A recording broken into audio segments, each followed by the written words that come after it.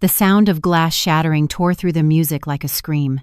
My champagne glass broke into pieces on the ballroom floor, but the first thing that shattered was my dignity.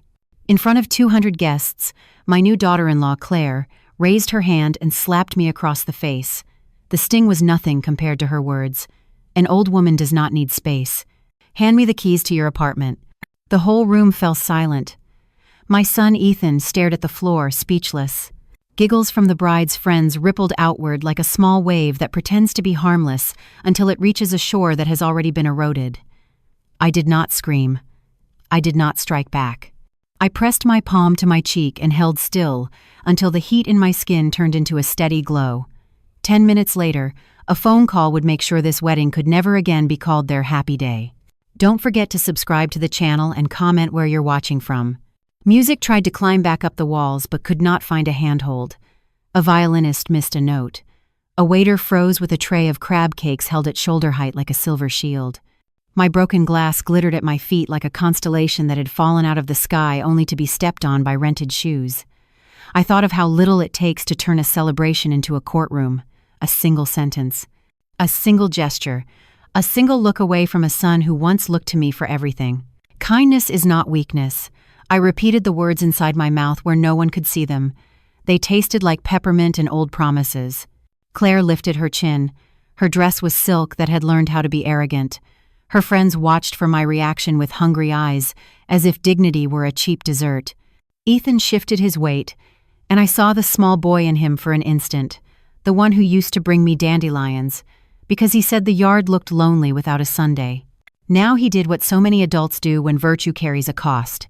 He let the silence spend the bill.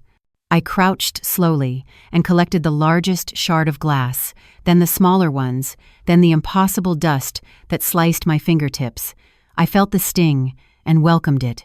Pain can be a compass when pride has lost the map. A server rushed forward with a towel. I took it gently and dabbed at the wet starburst on the floor until the stain became a soft bruise on the marble. "Thank you," I said, and heard my own voice as if it came from the next room. The server nodded with eyes that understood more than most relatives ever do. I straightened my back. It clicked the way old clocks do before they tell you the right time. I adjusted my glasses and felt them tilt. A hairline fracture ran across the lens like winter spreading over a window. That line would follow my eye through the rest of the night, a reminder that seeing clearly sometimes requires looking past what is comfortable. "Ethan," I said, and my voice was a quiet bell. He kept staring at the floor. I waited. Sometimes a mother must let silence measure her child. He finally lifted his gaze, not to my face but to the towel in my hand, as if he could talk to the cleanup and not to his own choice. His jaw shifted. He swallowed. He did not speak. I let the towel fall into the server's waiting hand. I angled my body away from the crowd and felt the lights play over my shoulders like sunshine that had forgotten how to be warm. The band leader whispered to a vocalist, and a safe song started, something classic about forever that felt like a rented lie. The room moved again, but motion without meaning is just choreography. I could feel 100 glances hit me and slide off, the way rain slides off a roof that has been sealed against weather. I turned my back to the stage and the flowers and the cake that smelled like sugar and performance. I walked, not fast, not slow. A measured pace that said there would be no second act of humiliation. A step can be a sentence when you leave it on the right beat. People parted with the awkward courtesy reserved for grief and the elderly. I am not grief and I am not fragile. I am a woman who remembers details. I remember Claire's first visit to my apartment and the way her eyes did arithmetic with my square footage. I remember the day Ethan began to use the phrase "we need" instead of "I feel." I remember how, when everyone else was busy suggesting plans for my life, I learned to become quiet enough to hear my own. At the double doors, I paused. The ballroom chandeliers threw down their glitter the way money throws down its shadow. The air smelled like candle wax and edible flowers, and a polished future that does not belong to me. I was not angry. Anger is a fire that burns what you still hope to save. I felt something colder and more precise. Accountability. Boundaries. The invisible power I had protected for years by dressing it in modest clothes and keeping it at home. The hallway outside was a relief. The carpet softened the heels that had watched me all night. A mirror on the wall caught my face and returned it to me without commentary. My cheek was faintly pink. My eyes had a steadiness that comes after a storm has already chosen where to land. I drew a breath and counted to 5. Then I opened my clutch and found my phone. One number lived at the top of my recent calls like a lighthouse: Mr. Bennett, the man who helped me settle Robert's estate, the man who had insisted that privacy was a fortress if you took care to keep the gate in good repair. We had not spoken in months. We had not needed to. Tonight need to stand up and ask to be counted. I did not press call. Not yet. Timing is architecture. A wall keeps the world out, but a door lets you decide who enters and when. I needed a door with a lock and a chair, and a quiet field of light. Across the hall, there was an anteroom with 2 velvet chairs and a plant that was trying its best with what it had been given. I went in. The door closed behind me with a soft click that sounded like a page turning. My hand shook once and then steadied. I laid the phone on my knee and listened to the muted music through the wall. There is a kind of music that tries to tell you everything is fine by insisting it is. I have learned to trust the silence around it instead. I thought of Robert, of Saturday mornings when he would make coffee and hum, off-key, while balancing the ledger he never showed to anyone else. He used to say that visible wealth attracts problems and invisible wealth solves them. My cheek still warmed under my palm, and I let that heat speak. When a line is crossed in public, a correction should be written in the same ink. But correction does not mean revenge that empties you. It means justice that fills you back in. It means saying enough and meaning it. I picked up the phone and pressed call. It rang once, then twice. Then Mr. Bennett's voice arrived like a clean hallway light. "Margaret, I was hoping the holidays would keep you out of trouble." "There is a scene in the ballroom," I said. "It involves my face and a demand for my keys. I am not hurt beyond pride. I am not angry beyond logic. I want to make some changes." "Tell me where you are," he said. "An anteroom off the east corridor." The door shuts. The music leaks. I will speak plainly. I want all discretionary transfers to Ethan suspended immediately. I want the lease guarantee removed.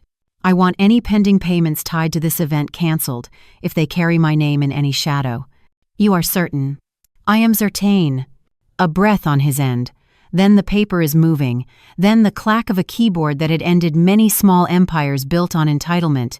"Your instructions are lawful and within your rights. I will initiate the suspensions now." "Are you safe?" "Safe enough." There was a pause that held respect. "You do not have to explain why," he said. "I do not. Yet I will say this. I have extended softness where structure should have stood. Tonight I will rebuild." The plant in the corner leaned toward the ceiling, as if the light up there might be kinder. I wrote a note to myself on the back of the program I had tucked into my clutch. "Boundaries protect love from becoming abuse. Paper trails speak louder than tears. Dignity does not argue. It decides." I heard footsteps pass the anteroom and stop. Voices lowered to the pitch people use for gossip they think is compassion. Someone said, "Poor thing." Someone else said, "It is time she lets go." The old can become invisible not because our eyes fail but because theirs do. I let the comments move through the door and die there. I had other things to keep alive. I thought of Ethan at 17. He had come home with a black eye from basketball practice and hid in the garage until I found him. He said he was fine. I sat on the concrete floor and said I would wait for the truth to arrive when it was ready. He cried then. It was not about the punch. It was about the words that came before it. Words that said, "You do not belong on this court." Tonight his silence was a glove that fit the same intention. I cannot fix what he will not claim. I can only refuse to fund the lesson he refuses to learn. My phone buzzed. "Mr. Bennett again. We are in motion. The transfers are halted. Notices are queued. If they call you, do not negotiate. Refer them to me. If anyone raises the matter of capacity, I will bring forward documentation you and I prepared when we established your health directives. You remain the author of your life." "Thank you," I said. "One more thing. Draft a letter redirecting any designated inheritance set aside for Ethan to a charitable trust that supports seniors navigating family coercion. Hold it. Do not file it yet. I will decide when the ink should dry." "Understood." I ended the call and placed the phone on the chair arm as if it were a small sleeping animal. A different kind of quiet settled. It was not the hush of shame, it was the hush of strategy. I rose and walked back into the corridor. The chandeliers hummed. The door to the ballroom framed a moving picture of roses and rented joy. I stood in the doorway long enough for the room to feel me return. The band reached a chorus, and guests lifted glasses. Claire turned and saw me, and her smile tried to sell a story to the crowd. The bride and the good deed, the magnanimous moment after the cruelty. She started toward me with that slow glide people practice when they believe the floor was built for them. I did not step back. I did not speak. I let her come close enough to see that my eyes were calm and unafraid. Calm can be frightening to those who rely on chaos. She searched my face for anger. She found nothing to grab. She said something soft that pretended to be concerned. The words fell between us like confetti that melted before it touched the ground. I nodded as if accepting a weather report. I did not give her my keys. I did not give her my energy.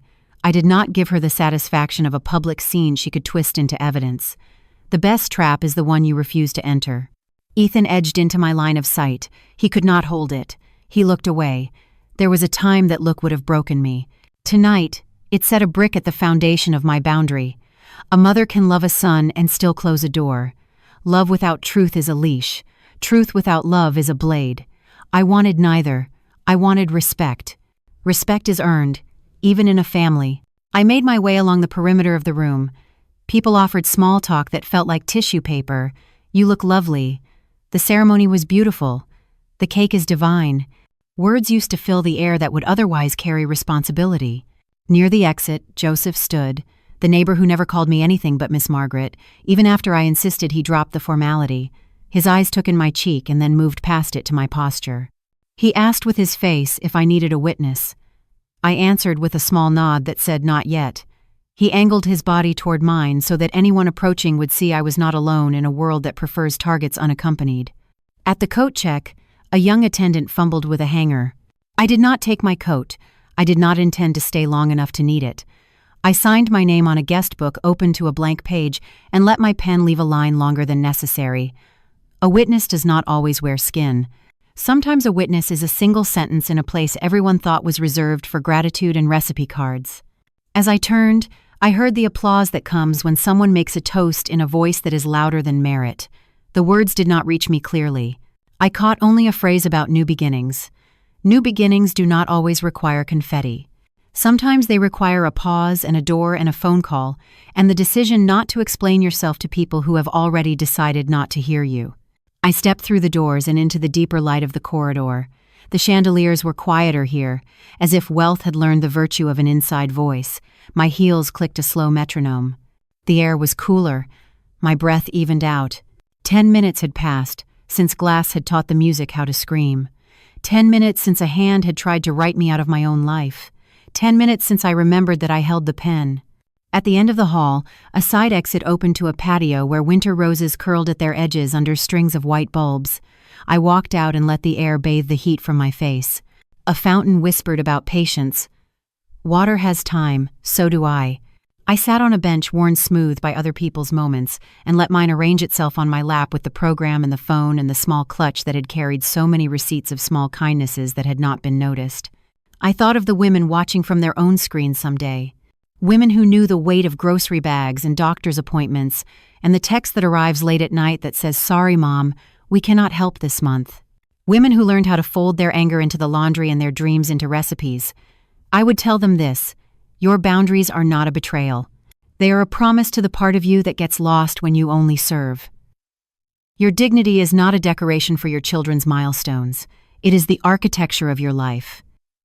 Invisible power is still power. My cheek cooled. The fountain kept the measure. I stood, inside, the song tilted toward a final chorus. I went back in. I did not re-enter the ballroom. I passed by it. I headed for the lobby and the quiet that comes with marble and nightstaff. The manager stood near the desk, reading a clipboard, the way some men read scripture.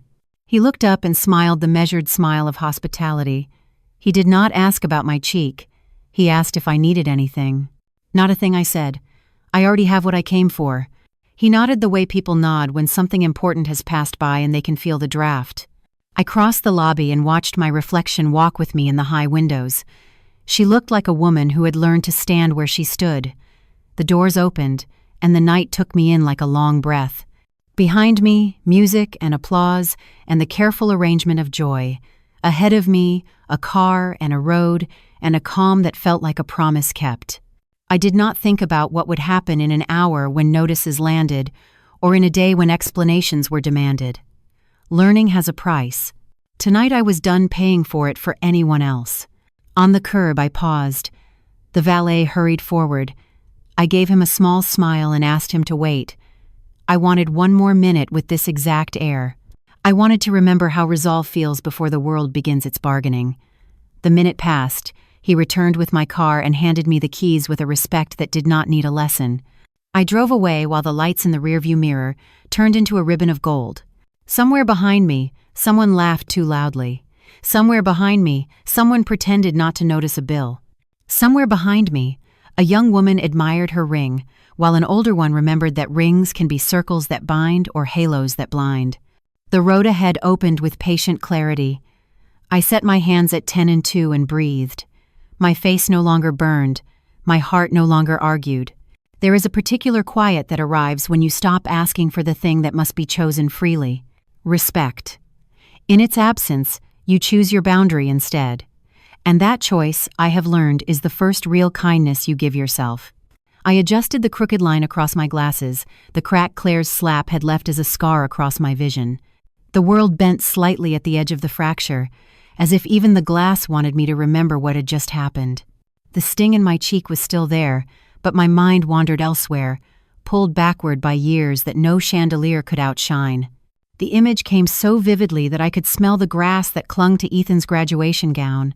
It was spring, the kind of day when the air is filled with pollen and promise. I had bought him a second-hand suit jacket, carefully altered by a neighbor who was kind enough to hem the sleeves without charging me. Ethan stood taller than I remembered, the tassel hanging crookedly because he had never been good with details. He had turned to me with a grin so wide it looked like hope itself had borrowed his face. He had wrapped an arm around me that day, shielding me from the playful jeers of his friends. Some of them laughed at my simple dress, the one I had worn to church for years. But Ethan, my boy, tightened his arm around my shoulder and said to them in a voice that carried pride, "This is my mom. She gave me everything. Without her, I would not be here today." The boys had quieted, embarrassed, and Ethan had kissed the top of my head. How could the same boy, who once defended me against whispers of poverty, stand silent tonight, while his wife reduced me to an old burden unworthy of space? The contrast was a knife that cut deeper than the slap. That memory and tonight's silence coexisted inside me, one shining like gold, the other heavy as lead. I remembered the long nights leading up to that graduation. My hands had been raw from cleaning houses, scrubbing floors that never belonged to me. I would come home after 12 hours, drop my shoes by the door, and sit at the kitchen table with bills spread like a deck of cards I never wanted to play. I stitched the holes in his sneakers so no one would laugh at him. I packed sandwiches wrapped in wax paper, making sure the bread did not dry out, even though I could not afford fresh rolls every day. Sacrifice is quiet labor that no one applauds. It is love written in invisible ink. Ethan had seen pieces of it, enough to know that nothing came easy. He used to tell me when he was small, "One day I will buy you a big house, Mom. A house with a porch where you can sit and not worry about bills." I remember laughing at the time, ruffling his hair, and telling him that dreams are free, but roofs are not. He had insisted with the stubborn innocence of a child who still believed that love could fix everything. That promise never left me. I had kept it folded in the back of my heart like a letter never mailed. Tonight, though, that memory burned like a forgotten candle. Claire had turned his promises into dust, and he had let her. The apartment where I lived was modest. Not shabby, not broken, just modest. A couch with frayed edges, but still soft. A dining table I had polished so often it gleamed despite its age. Curtains sewn from discounted fabric, patterned with faded flowers that made me feel less alone. I drove a 10-year-old sedan with a dent near the fender, not because I could not replace it, but because I never saw the point of showing off. My life was built on practicality, not performance. And yet, in Claire's eyes, practicality was an insult. She measured me by fabric and furniture, not by loyalty or sacrifice. I walk through those rooms in my mind now, as if revisiting sacred spaces. The kitchen smelled of coffee grounds and old wood. The hallway had a photograph of Ethan at 10, missing his front teeth but still smiling as if nothing could stop him. That picture sat in a wooden frame I bought for $2 at a thrift store. Tonight, the frame felt heavier in my memory, as if it wanted to remind me that love without respect can turn into erasure. Sacrifice without respect is exploitation. That truth sharpened in me like glass ground to dust. I thought of every late bill I had stretched just to buy Ethan a new textbook. Every time I told him not to worry when I ate toast for dinner so he could have meat on his plate. Every time I said I was fine walking instead of driving so he could have gas money. Silent endurance becomes invisible until someone decides to humiliate you in public, and then suddenly everyone notices only the weakness, not the years of strength behind it. There had been another moment years ago that etched itself into me. Ethan had been about 14, and a group of kids mocked me for driving an old car to pick him up from practice. I remember the heat in my face, the shame pressing down. But Ethan had stepped between me and their laughter. He had shouted that his mom's car ran on hard work, not handouts, and that made it worth more than all the shiny vehicles lined up. He had pulled me into the driver's seat, slammed the door, and said, "You never have to be embarrassed with me, Mom." How strange that the same boy who once defended me could stand tonight like a statue carved from silence, his eyes fixed on the floor while his wife stripped away my dignity. Was the promise of love so fragile it could be rewritten by ambition and greed? The memory flickered as I touched the photo frame on my side table back at home, the one with the graduation picture. I imagined my fingers tightening around it, clinging to what once was, even as the present made a mockery of it. The frame was wood, simple, nothing luxurious, but inside was a bond I thought unbreakable. Now it served as a reminder that people change, and not always for the better. I sat on the bench outside the ballroom waiting for my driver to return. The cold air stung my cheek more sharply than Claire's slap had. It grounded me. Boundaries. That was the word echoing in my head. For years I had blurred boundaries in the name of love. Tonight, the blur cleared. I could see the line that must never again be crossed. A woman my age is expected to fade quietly, to accept that her role has ended. But dignity does not retire. Boundaries protect the soul from being consumed by those who only know how to take. My endurance had been silent, but silence is not weakness. Silence can be a strategy. When I returned home later that night, I set my keys on the table and walked to the picture shelf. My eyes lingered on the graduation photo. I whispered to it, as if the boy inside the frame could still hear, "You promised me a house one day. You gave me something more precious before you forgot. You gave me the belief that respect was possible. And tonight you forgot that." The lamp on my desk cast a golden light across the frame. My fingers brushed the cracked lens of my glasses again. That fracture became a symbol. The world looked slightly bent, but I could still see. My vision was not gone, only altered. I would adjust, as I always had. Ethan's silence at the wedding echoed louder than Claire's slap. Silence can wound more deeply than words. It told me that the boy who once stood tall for me now stood small for her. The son who promised me a house now lets his wife demand mine. That realization twisted inside me like a key turning in the wrong lock. I closed my eyes and replayed the day of his graduation again, slower this time, as if trying to preserve what had already been stolen. The tassel, the grass stains, his arm around me, his words of pride. That boy existed once. Perhaps he still existed somewhere, buried under the weight of Claire's ambition. Or perhaps he was gone, erased like chalk washed from a sidewalk by rain. The lesson crystallized in me as I sat there. Love without respect erases the giver. Sacrifice without boundaries becomes fuel for someone else's greed. Silent endurance, if left unchecked, turns into permission. Tonight, I understood that my years of sacrifice had made me invisible in the eyes of the very people who should have valued me most. I rose from the chair and picked up the photo frame, holding it firmly. It was not just a picture. It was a compass pointing back to who I had been and who I could be again. As I set it back down, I clenched the apartment keys in my hand. They felt heavy, not because of metal, but because of what they represented. Space, autonomy, dignity, boundaries. No one was going to take that from me. Not now, not ever again. The memory faded, leaving me in the present with a fire steadier than anger. It was clarity. Tonight had broken something, but it had also rebuilt something else. And as I stared at the frame glowing under the lamplight, I knew that endurance was no longer going to be silent. It was going to be strong, decisive, and undeniable. The wardrobe in my bedroom has always looked like an ordinary piece of wood and a memory. From the outside, it is nothing more than a tall cabinet with tired hinges and a scent of lavender sachets that never fully leaves the fabric.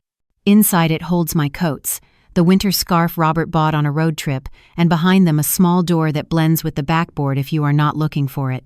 Tonight my hands found that hidden seam without thinking.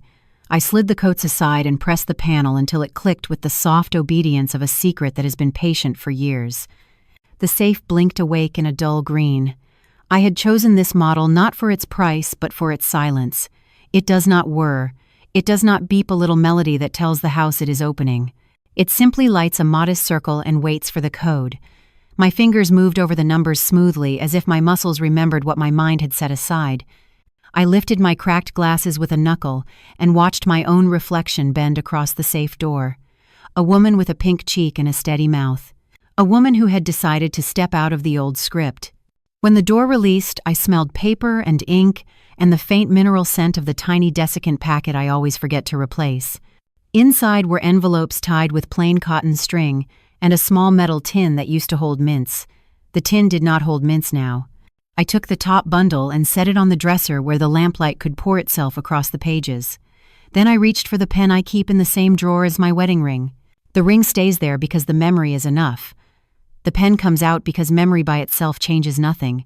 The first envelope contained copies of bank transfers, neatly listed with dates and small descriptions. To anyone else, it might look like the bookkeeping of a quiet life. To me, they were a map of choices I made one after another, thinking I was building a bridge across a hard season. Ethan had been 22 when I sent the first payment. He had called me after losing a job that never fit him, and I told him we would work it out. The transfer was for a modest amount then, enough to stop a late fee from compounding, enough to let him breathe. The next paper in the envelope told a longer story. Months turned into years. The numbers grew. What began as a small mercy became routine, credit cards that multiplied like shadows on a long afternoon. I kept careful notes, one account at $300 this month, another at $250 the next. I told myself I was buying time for him to find his feet. I told myself that a little support would help him learn balance. I see now how support without structure teaches nothing but leaning. I laid the papers side by side. The columns looked tidy in the warm light. My throat tightened at the thought that tidiness is the cousin of denial. I ran a finger down the list until I reached an entry that still made me pause. The month he leased a car he could not afford. The dealership had an employee who spoke in warm tones and offered a special that was not special at all. I had guaranteed the insurance to keep him safe. That is the phrase I used. Keep him safe. What I meant was keep him from the consequences of his choices, while telling myself he was already learning. The receipt reflected a number that did not look like protection. It looked like permission. I opened the metal tin and took out a set of folded notes written in my own handwriting. I write to myself when I need to understand what I am doing. The first note was dated 2 years ago in the autumn. I had scribbled it late at night after another call where Ethan sounded frightened. The words were small on the page. He needs help. He is trying. He will do better next month. Underneath that, I had written a line that stopped me now. Every check I wrote was a rope I tied around my own neck. I had underlined the sentence then and kept going anyway. The hidden truth does not disappear just because we avert our eyes. It waits until the light returns. I placed the note beside the transfers and looked at them together as if they could speak to each other. The light made the edges glow. I could almost hear Robert in the next room humming as he added a column in his patient way. He used to say that invisible wealth becomes a shield in the right hands and a trap in the wrong ones. Tonight, I could feel the trap I had built and the shield I had left unused. In the second envelope, I kept copies of emails with a landlord who once hesitated to renew Ethan's lease. I had written with dignity. I had told the owner that I would guarantee the rent for the year and that any concerns could be directed to me. The owner had replied with gratitude. Gratitude is an easy door. I walked through it as if it were a gift rather than a debt. The guarantee helped Ethan stay in a place he liked and made me feel useful in a world that insists usefulness is how mothers earn their keep. I am learning that love does not need to audition. Another folder held budgets I had drawn up for a future that always sat just out of reach, columns for groceries and gas, and the small savings I kept for repairs. I saw the weeks I took extra shifts at the flower shop, the mornings I brewed coffee weaker to make it last, the nights I chose soup and toast so I could plug a hole with quiet money. None of this felt heroic. It felt ordinary. Ordinary kindness repeated often enough becomes the ground someone else walks on without noticing the hands that laid it. I paused with my palms flat on the dresser. The lamplight warmed the backs of my hands. I let my eyes close and followed my breath in and out. Accountability is not a whip. It is a mirror. I had not set out to create dependency. I had set out to steady my child. Somewhere along the way, I forgot that steadiness cannot be purchased on someone else's account. Overprotection breeds dependency. The words were not a scold. They were a diagnosis. The third bundle of papers was thinner than the rest. It held a letter from the bank manager who had known Robert and who understood discretion. He had helped me establish accounts that did not wear their value on the outside. Those accounts sat quietly earning interest, while I chose to spend my energy on problems that did not belong to me. I ran my thumb along the paper's edge and felt the texture catch my skin. Hidden strength is gentler than people think. It does not shout. It watches. It waits for its owner to remember it exists. I returned everything to neat stacks and placed a yellow sticky in the corner of each pile with a single word to guide my next step. Transfers suspension, lease guarantee removal, event payment review, insurance reassessment. I do not write long notes when it is time to act. I give myself clear nouns and verbs and let action do the rest. The pen in my hand had a fine point that felt like a blade. I liked the weight of it, not heavy, certain. You can wound with a blade, or you can cut a knot with it. I twirled the pen between my fingers and thought of how decisions are made long before a signature lands. Tonight was not about anger. It was about ending a pattern that had asked me to disappear.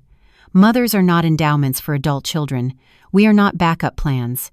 We are people with our own lives and doors, and the right to decide who holds our keys. Dignity is not a luxury. It is structured. I gathered the papers and slid them into a single folder. As I reached for the safe door, I noticed my reflection again and held her gaze. I wanted to see the part of me that had allowed this to continue, and the part of me that had chosen to stop it now. Both are honest. One is finished. I shut the door, and the light inside went out. The room cooled by a degree as if it exhaled with me. I crossed the carpet to the nightstand and picked up my phone. Mr. Bennett's number sat at the top of the screen like a reliable streetlight. I did not call immediately. I stood in the center of the room and listened to the quiet as if it were a teacher. In the quiet, I heard a different kind of memory. Not the proud moment at graduation or the brave adolescent who stood between me and a cruel laugh. I heard the calls where Ethan sounded rushed and careless and used the words "we need" in a way that included me only as an instrument. "We need you to co-sign. We need a little more this month. We need to know you will be there just in case." I had answered yes because I thought I was saying yes to him rather than to the behavior. Love often confuses the two. My phone vibrated softly with a calendar reminder I'd forgotten to remove. It was for Claire's bridal shower from a month ago. I had gone because I believed presents could soften edges. I watched her open gifts that were more about presentation than partnership. I sat at a table where guests discussed countertops as if they were vows. I remember thinking then that superficial shine can make a person feel safe if they have not yet met a storm. Later that night, I wrote a list of questions to ask Ethan about money.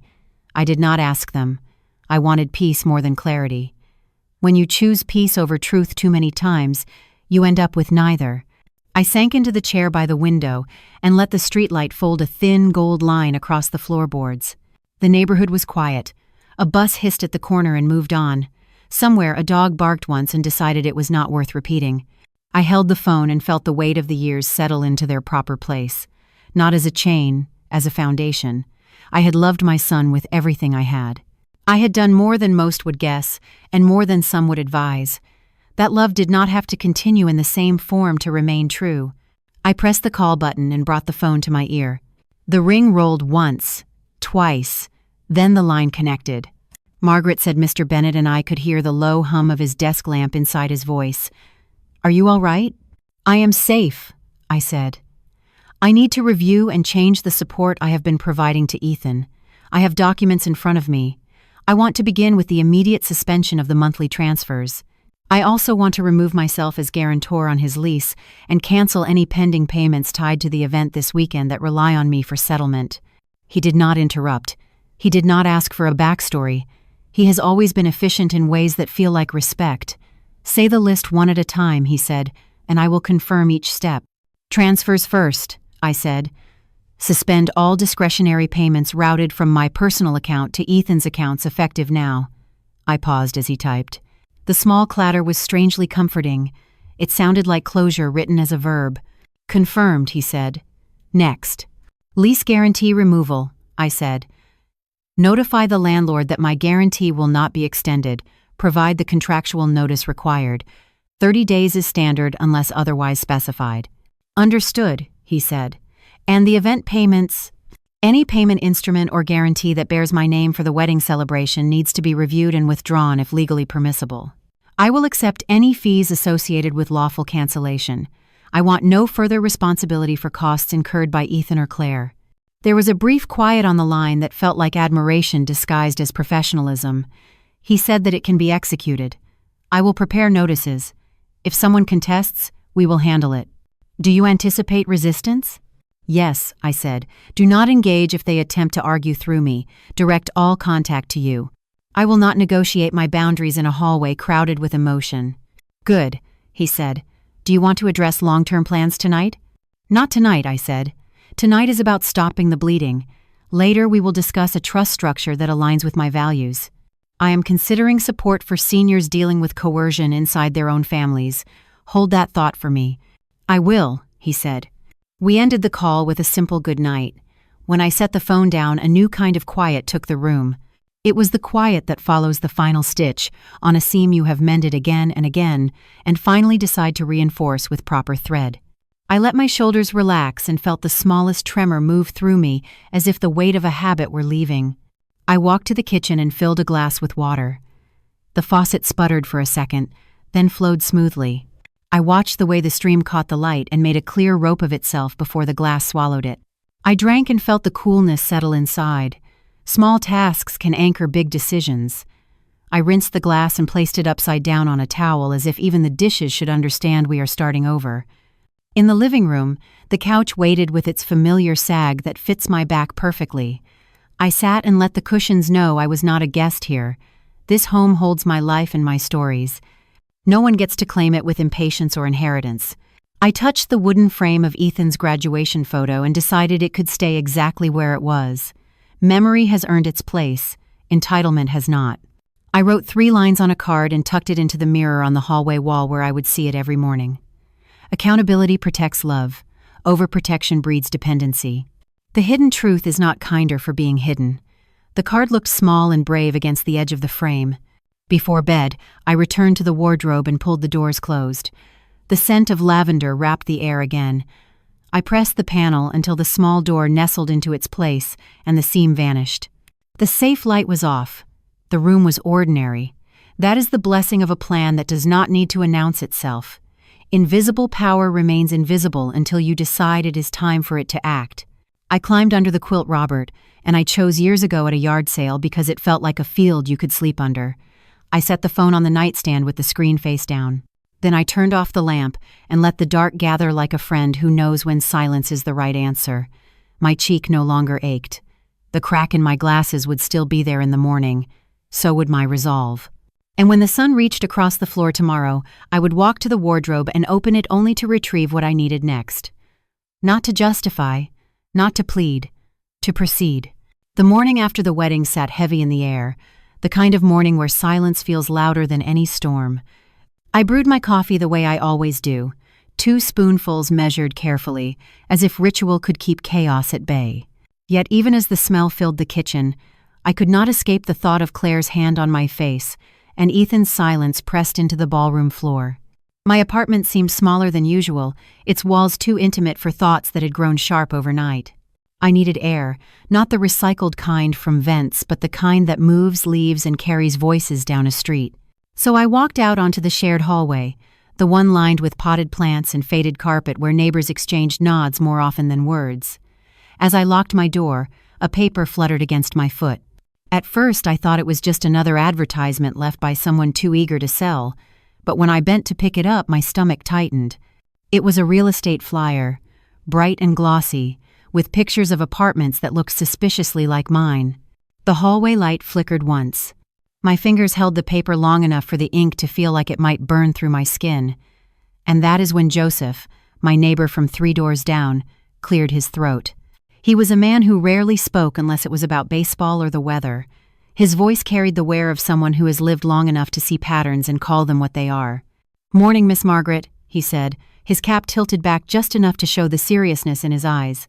"You might want to know I saw your daughter-in-law here last week. She had someone with her, a man with a leather folder, you know the type." I steadied myself against the wall. "What were they doing, Joseph?"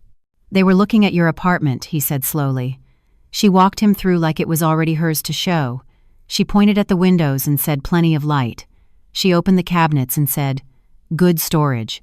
And when they reached the hallway, she told him, "My mother-in-law is getting old. She does not need all this space." The words stung worse than cold air. Old. Unneeded. Like furniture waiting for removal.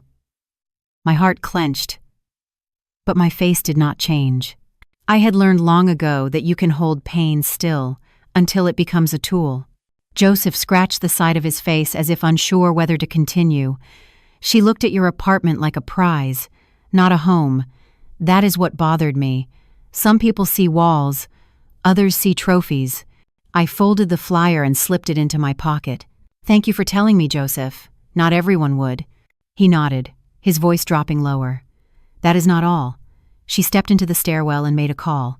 She thought no one could hear, but old ears catch what they are not supposed to. I heard her say Plan B, declare her incompetent. The hallway seemed to shrink around me. My fingers curled tighter around the folded paper. Declare her incompetent. Those words echoed with the cruelty of someone who hides malice under the mask of concern. I forced my voice to be calm.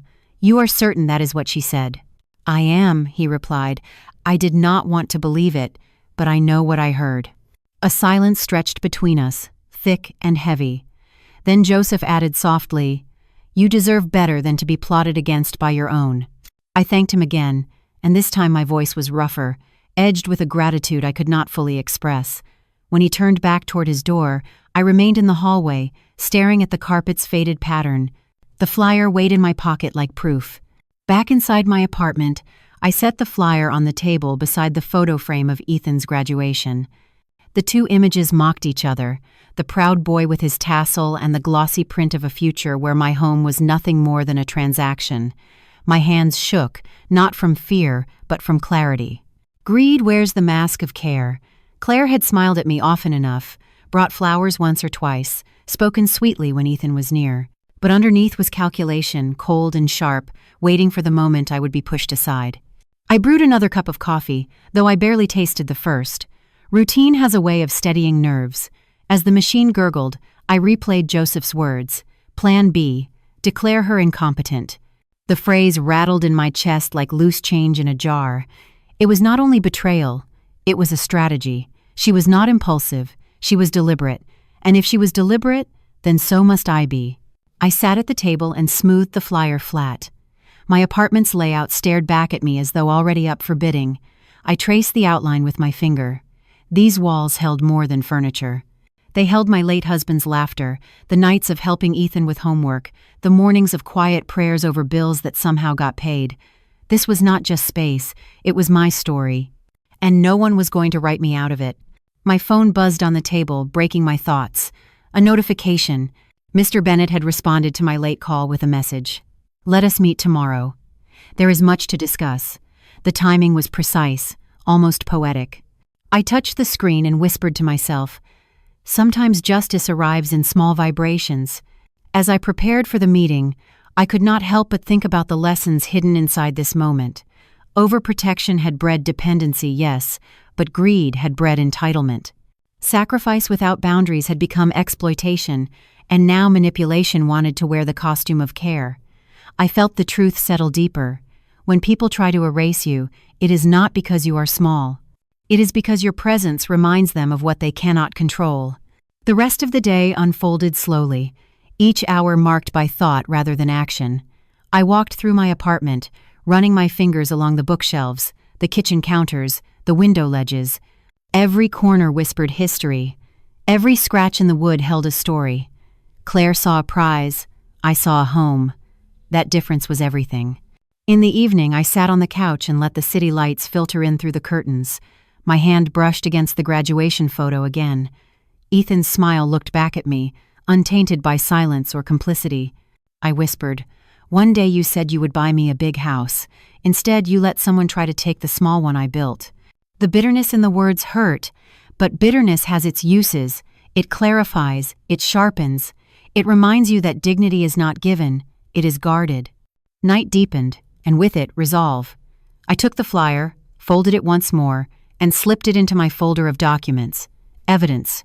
Proof of intentions. Greed is documented in ink. Then I set my alarm for the morning. Bennett would be waiting, and I would not walk into that meeting as a victim. I would walk in as a woman ready to turn betrayal into boundaries. As I lay in bed, the quiet hummed with purpose.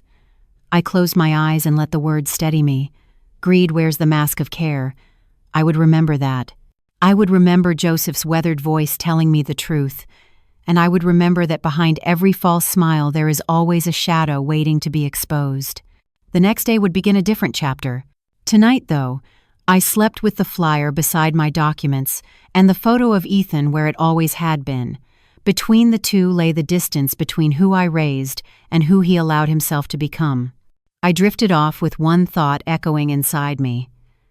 You cannot always stop betrayal from entering your home, but you can decide whether it stays. And tomorrow, I will begin the work of eviction. The cafe sat on the corner of Maple and Fifth, a small brick building with ivy climbing its side and windows that had learned how to hold sunlight. It was the same place Robert and I used to visit on Saturday mornings, when money was thin, but time felt generous. The smell of roasted beans wrapped around me as I pushed the door open, and for a moment I almost expected to see Robert at our old table with the newspaper folded neatly in half. Instead, I saw Mr. Bennett rise from his seat near the window.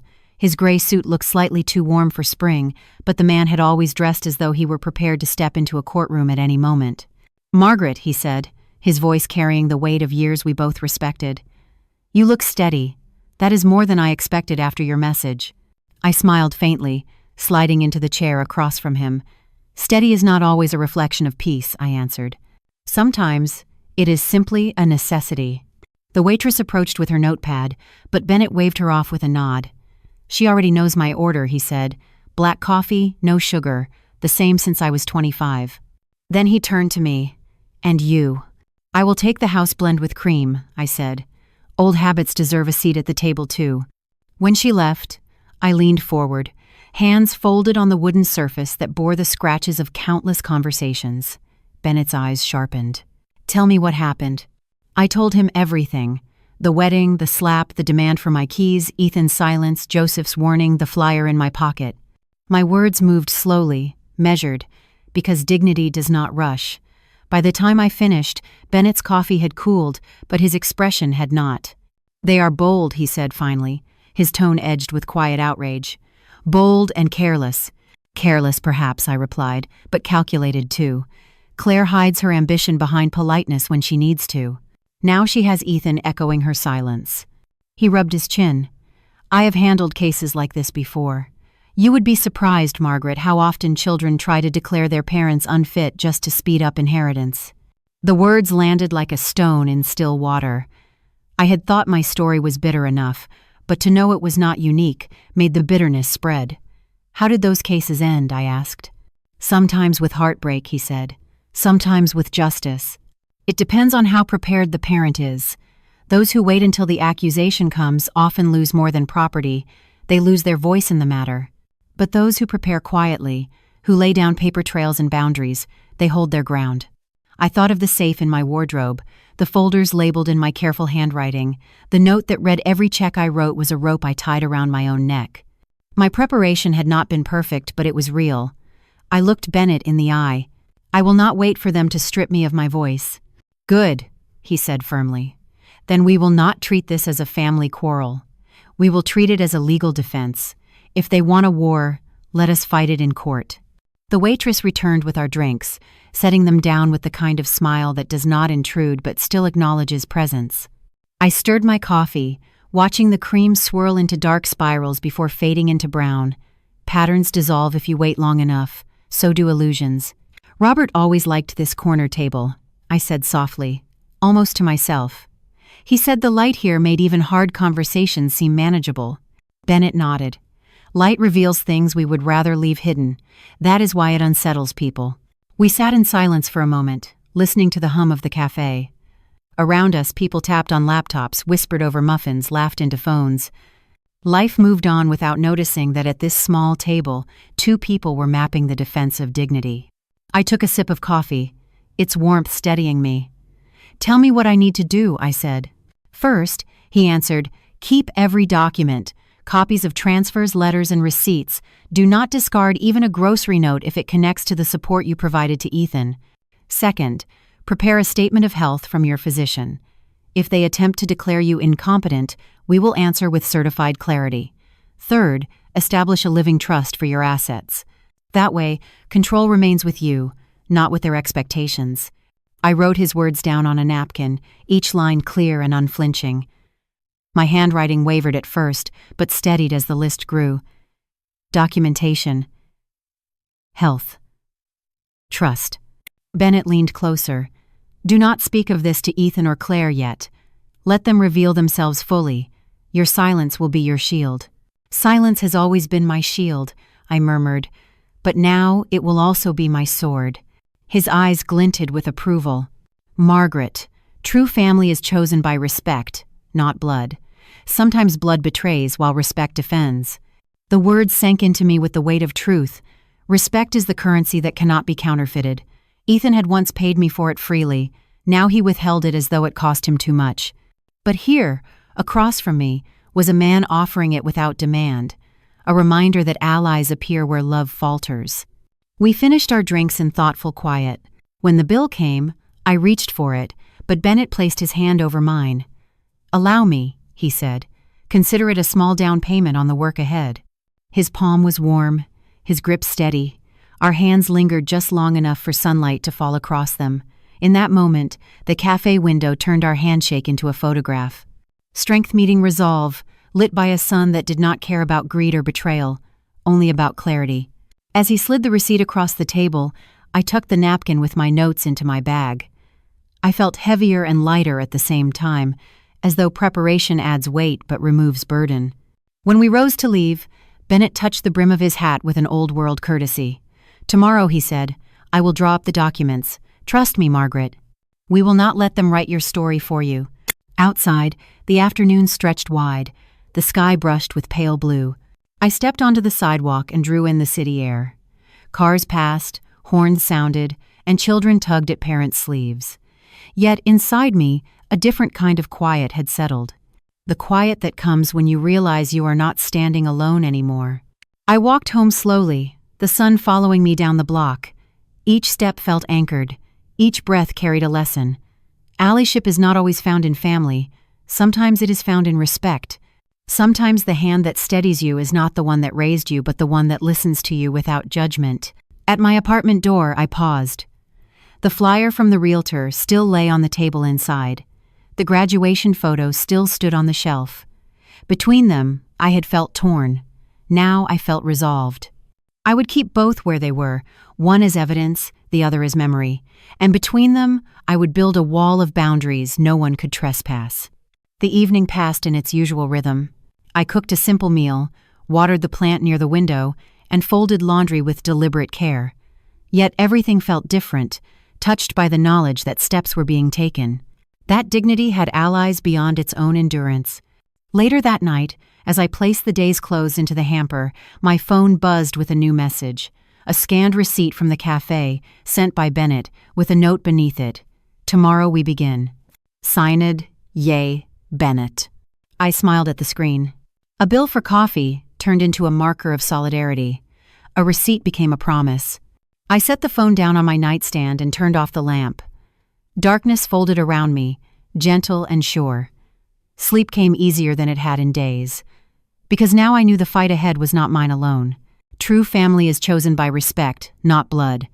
I repeated the words before drifting off. And respect, I realized, is the only inheritance worth passing on. The notary's pen made a faint scratching sound across the parchment, and the red seal pressed down at the bottom spread like a final stroke of judgment. I watched the ink dry, my name curling across the paper with steadiness I had not felt in years. Margaret Hughes, written not as a victim but as a woman reclaiming her ground. I leaned back in the leather chair, exhaling, as Bennett slid the final page into the stack and tapped the corner to align them neatly. "Congratulations, Margaret," he said, his tone even but carrying weight. "You have just placed everything into a living trust under your control. No court, no manipulative family member, not even Ethan, can move a finger against these assets without your signature." The air in the office was cool, scented faintly of mahogany polish and paper ink. I let his words sink in. The trust papers on the table were more than legal documents. They were armor.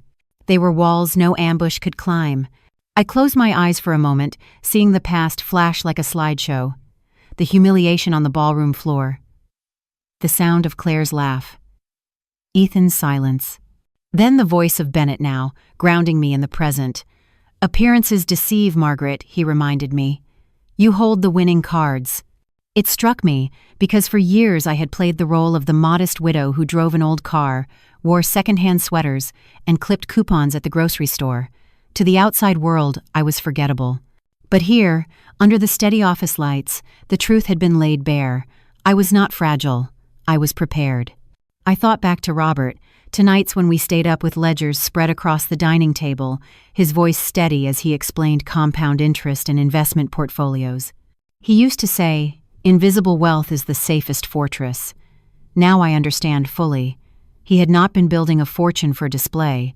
He had been building protection for a day like this. Bennett handed me another document, his eyes calm but sharp. "This outlines the suspension of all voluntary transfers you have been making to Ethan. We will notarize it today. It is important that from this moment forward, nothing leaves your account without purpose." My fingers brushed the paper, and I remembered every time I had quietly sent money to cover Ethan's debts, to patch holes in his sinking ship. Each check had felt like a lifeline, but it had only taught him to swim deeper into irresponsibility. Now the rope was cut. Paper trails speak louder than tears, I thought. I signed again. The pen moved more easily now, my hand guided not by guilt but by clarity. When we paused, Bennett poured us both a glass of water. His office was lined with books whose spines whispered of cases long settled, families fractured or healed. "Do you understand what this means, Margaret?" he asked. "It means I cannot be cornered anymore," I said. "It means that even if they try to paint me as senile or unstable, my decisions have already been formalized with full legal backing." "Exactly," he said. "You are no longer reacting. You are directing.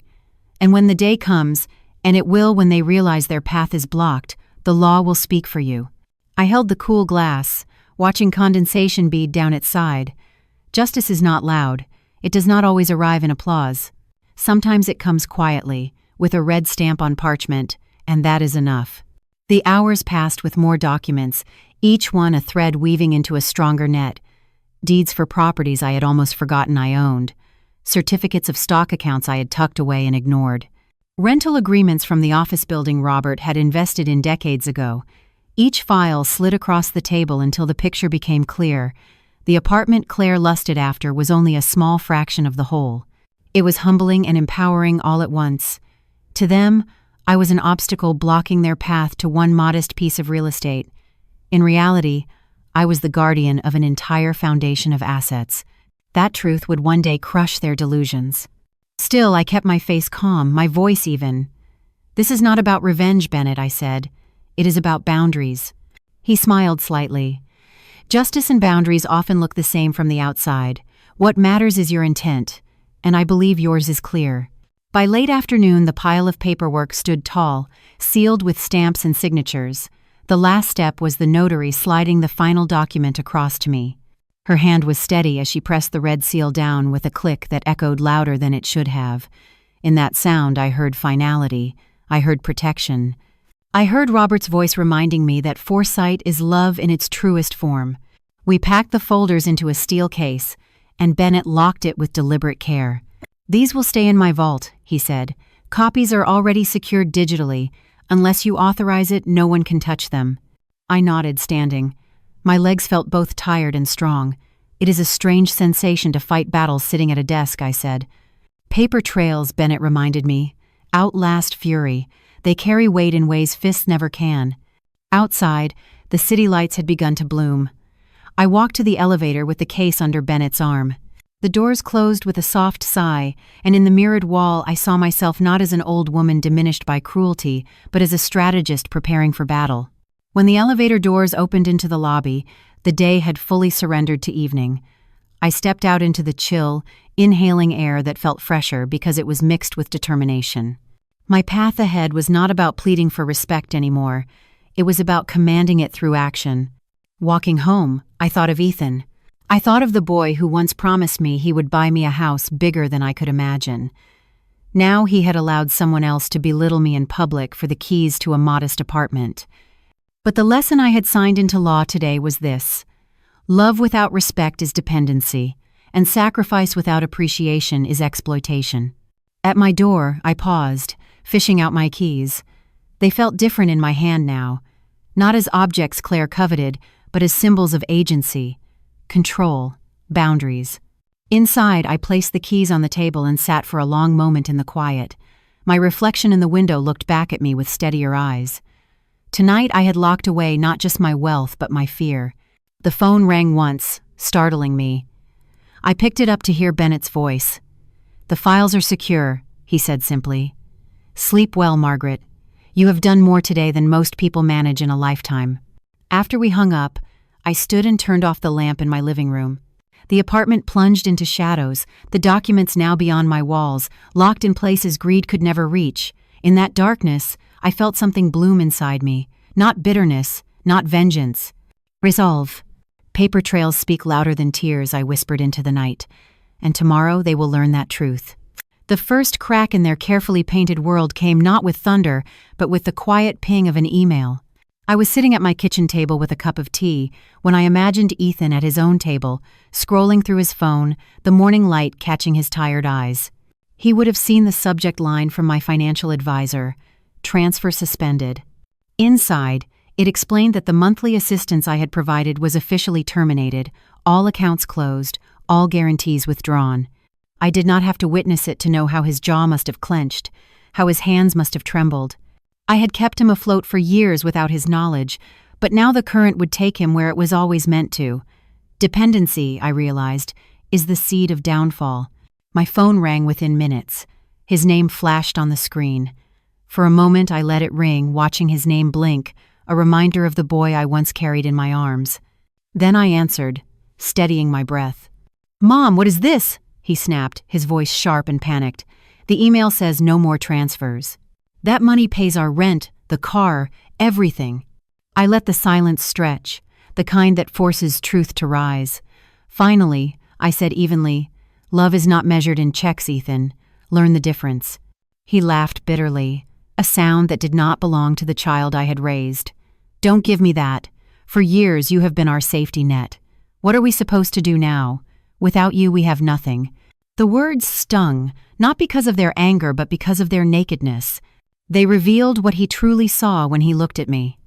Not a mother, not a woman with a heart, just a wallet that walked and breathed.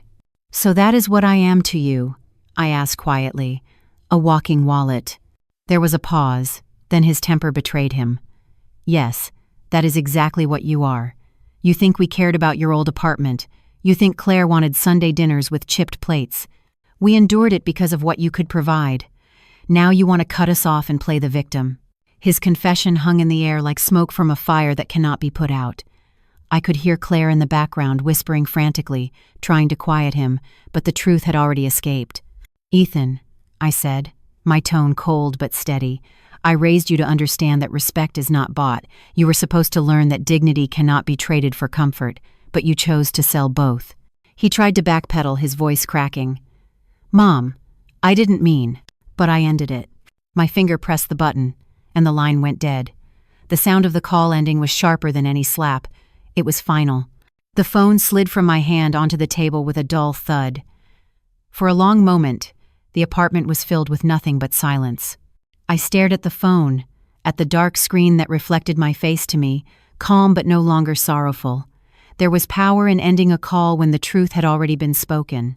I thought back to every sacrifice I had made. Every extra shift at the flower shop, every time I walked home in the rain to save on bus fare, every coupon clipped to stretch $1. None of those things had been done to raise a son who would call me a walking wallet. They had been done because I believed in giving him a foundation of values. And now, I had to accept that he had chosen to ignore them. My tea had gone cold. I lifted the cup anyway, taking a slow sip, letting the bitterness ground me. This was not grief anymore. This was clarity. There is a lesson I wish more parents would embrace.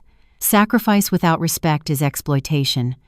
Generosity without gratitude becomes a chain around your neck. And when dependency is nurtured too long, it rots into entitlement. Ethan's words proved that better than any courtroom ever could. I looked out the window, watching the city below me move as if nothing had changed. Yet in that small apartment, something had shifted permanently. The boy I raised had confessed in his own voice that love had been replaced by greed. I picked up the phone again, but this time, not to call him back. Instead, I called Bennett. His calm voice answered on the second ring. "It happened," I said. He admitted it. Bennett paused, then asked softly, "Do you feel relief or sorrow?" "Both," I replied. "Relief because the mask has finally fallen, sorrow because it was my son behind it." He spoke firmly, "Margaret. What you heard is painful, but it is also evidence. When words leave a mouth in anger, they cannot be taken back. Document what happened. Write down every detail. If this ever reaches a courtroom, his confession will weigh heavily than any denial." I promised I would. Then I hung up, feeling the room expand with a new kind of silence, not empty but resolute. The rest of that day moved like slow waves. I made a simple meal, wrote down Ethan's words verbatim in a notebook, and tucked it beside the trust documents. I watered my plants, each green leaf a reminder that nurturing only works when it is met with growth.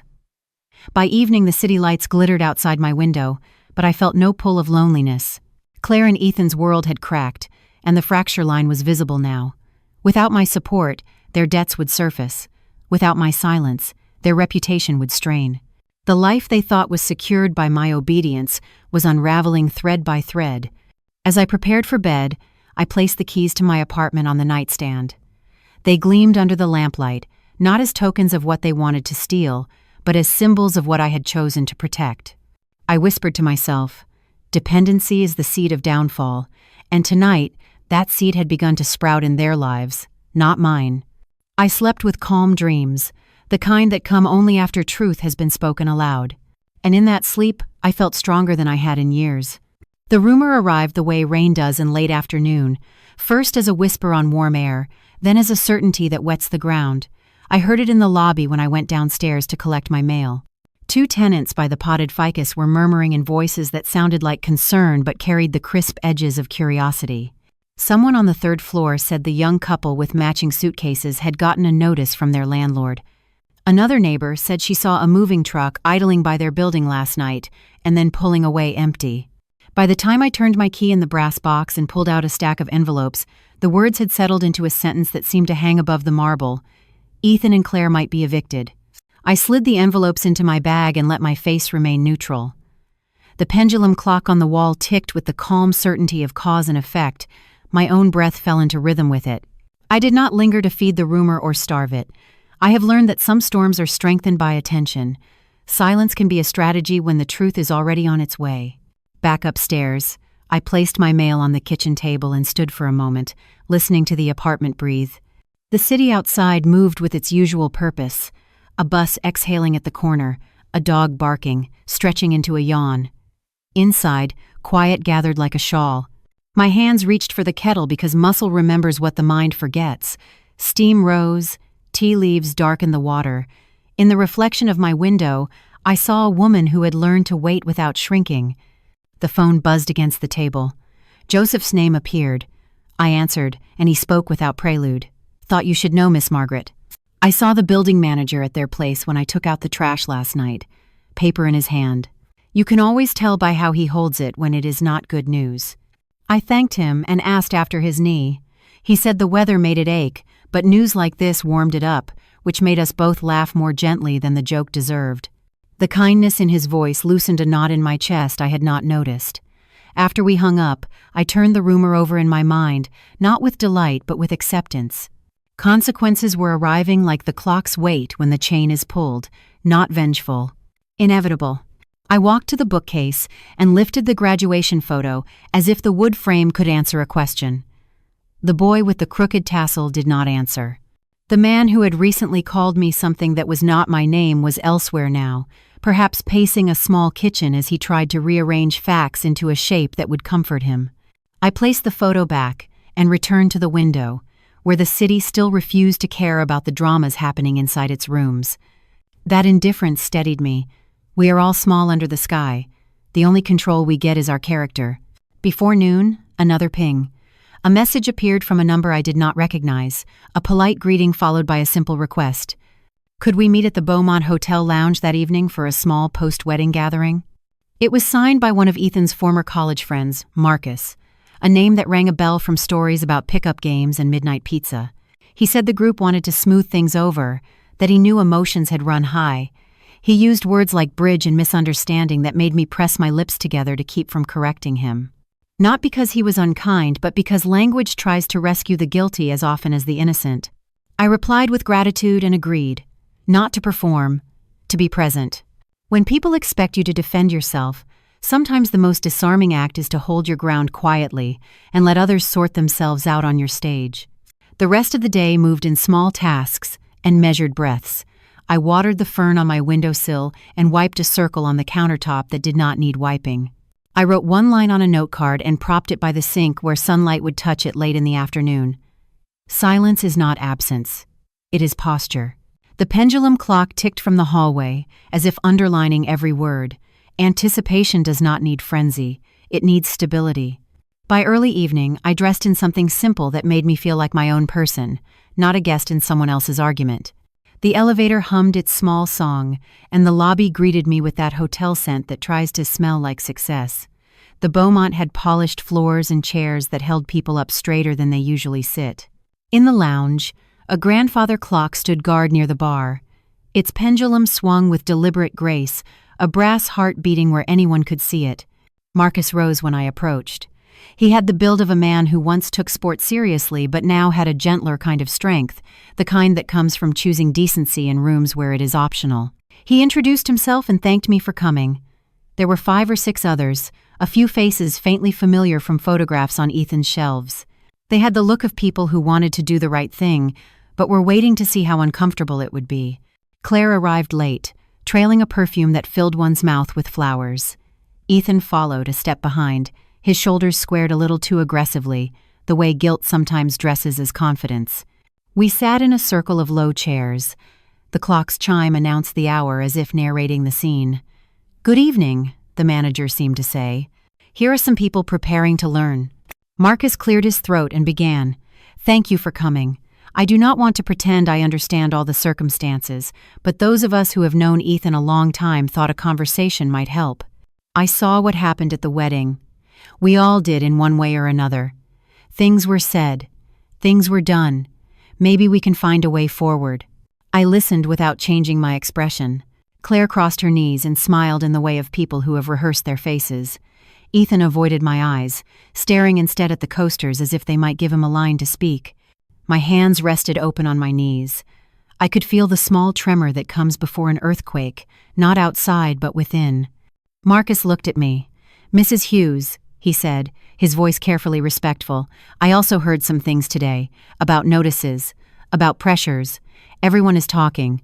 I will not repeat gossip here. I will only say that sometimes when a rope is cut, a person either learns to swim or they complain that the water is unkind." Before I could answer, Claire leaned forward, her tone a shade too bright. "We want to clear the air." Emotions ran high. The slap was a misunderstanding. "We have been under stress with the apartment and the wedding, and just life." She smiled as if stress were an eraser that worked on granite. I was ready for the words. I let them land on the table between us like utensils no one intended to use. My voice when it came was calm enough to carry. There was no misunderstanding. There was a decision. Two, in fact. One to humiliate me, and one to stand silent while it happened. The apartment is not a stressor, it is my home. Ethan flinched at the word decision. Marcus turned to him. Man, say something honest. Ethan's jaw flexed. He tried to gather himself and found there was not much to gather. He looked at me, then looked away, then looked back and stopped. The clock struck a soft quarter-hour behind us, its chime a gentle exposure. He shook his head and muttered that nothing he said would matter because I had already made up my mind. The phrase hung thin and defensive. Marcus did not flinch. His gaze moved slowly from Ethan to me and back, like a teacher who has decided this is the day the child learns. He spoke then with a clarity that pressed the air into form. She gave more than any mother should. You took more than any son could. The sentence landed with the weight of a verdict. A woman at the edge of our circle inhaled sharply and looked at her hands. Claire's smile faltered, then snapped back as if held in place by wires. Ethan's posture slumped an inch, an acknowledgement he could not stop. The clock ticked, counting out a silence that was suddenly full of meaning. I nodded once. Thank you, Marcus, not for taking my side, for telling the truth aloud where the lie thought it could breathe. Claire's voice sharpened and tried to slice the moment open. You do not know the whole story. You people always think older women are saints and younger ones are villains. We were only trying to make sure she had what she needed. We were exploring options to keep her safe. Safe. The word scraped as it passed. I considered the pendulum's swing, steady, impartial, and then I let my answer move with the same economy. Safety requires consent. Care without respect is controlling costume. Marcus placed his elbows on his knees and leaned forward, looking at Ethan the way a friend does when the party is over and the truth must be faced. You used to talk about your mom like she was your compass. You lost the needle, man. Find it, or admit you sold it. Ethan rubbed his temple as if he had a headache and shook his head. He whispered something about pressure, about loans, about wanting to give Claire the life he thought she deserved. The words sounded like they had been borrowed from a commercial. Even he did not seem convinced. I did not raise my voice. I do not find shouting persuasive. I said one thing. I wish you well. I hope you learn. But you will learn without my money and without my home. If you seek respect, you will have to earn it. If you seek forgiveness, you will have to speak it. Not to me first. To yourself. The manager drifted over with a tray as if summoned by the tone more than any signal. He set water on the low table and asked in the warm voice of hospitality if anyone required anything else. No one did. Sometimes a glass of water is the only honest offering in the room. We sipped. We breathed. The clock marked another segment of time. In that simple sound, I heard inevitability sharpening its spine. Pressure does not create character. It reveals it. Tonight, the reveal was complete. Claire stood, offered a brittle apology shaped like a question, and left with a click of heels that tried to pretend retreat was victory.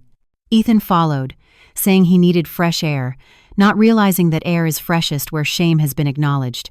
After they were gone, the room exhaled. Conversations blossomed in the small circle, not about scandal but about parents and grown children and the fine line between love and subsidy. An older man who had remained quiet until then spoke softly to me. Mrs. Hughes, my brother tried something similar with our father last year. It broke us for a while. The court did not fix it. Time and humility did. He looked down at his hands, mostly humility. I thanked him for trusting the room with that. Humility is the one currency that gains interest without effort once you deposit it. Most people are too proud to open the account. Marcus asked if he could walk me out. We moved through the lobby side by side, two people who had not planned on feeling like allies at sunset. The grandfather clock near the concierge desk chimed again. We paused and listened. I said that clocks do not take sides. They say the same thing no matter who is standing beneath them. Keep moving. Keep honest. On the sidewalk, night had draped itself over the city with the tenderness of a well-used blanket. Marcus put his hands in his pockets and turned to me. I do not know what happens next. I do not suppose you want advice from a man who thought the word bridge would help today. But if there is anything you need that is not money, call me. It was a generous offer, the kind that closes rather than opens wounds. I told him I would remember. I thanked him for naming what others were afraid to say. He shrugged and said truth tends to be shy until someone looks right at it. Then he bid me good evening and headed back inside. The door swung shut, and the world resumed its ordinary pace, which has always been extraordinary if you pay attention. On the drive home, I rolled the window down enough to let the night air thread through. My cheek no longer felt tender, my chest no longer felt tight. In its place was a steadiness that had traveled beside me from courtroom-grade paper to cafe tables to this lounge where neutrals became witnesses and witnesses became mirrors. The lesson of the evening was not about winning. It was about inevitability. When you stop feeding a fiction, it goes hungry and begins to show its bones. When you stop explaining your limits, they stop being invitations to argue. Back in my apartment, I set my keys on the table and stood in the hallway listening to the familiar tick of my own clock. It matched the one at the hotel, as all honest clocks do. I touched the note card by the sink. Silence is not absence, it is posture. I added one more line with a steady hand. Anticipation is not anxiety, it is readiness. I turned off the kitchen light and let the apartment settle. In the living room, the street lamps poured long rectangles across the floorboards. I sat on the couch and allowed my body to understand what my mind already knew. The storm had not broken yet, but the sky had decided. Pressure would shift, papers would speak, choices would collect their fees.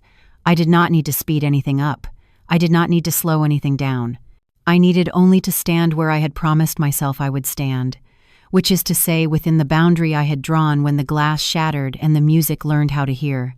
Soon there would be another gathering, different from the wedding, different from tonight's uneasy circle.